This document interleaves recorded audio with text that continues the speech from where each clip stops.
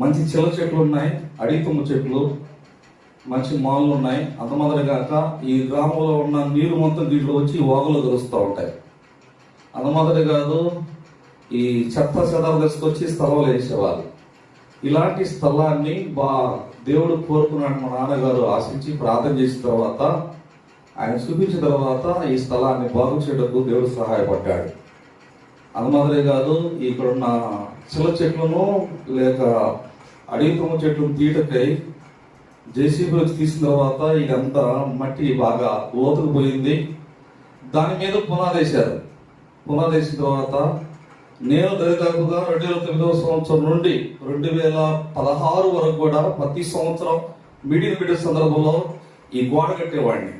ప్రతి సంవత్సరం గోడలు ఎదుగుట్టేది, గోడ వేసేవాడిని, గోడ కట్టేవాడిని, మళ్ళా వేసేవాడిని.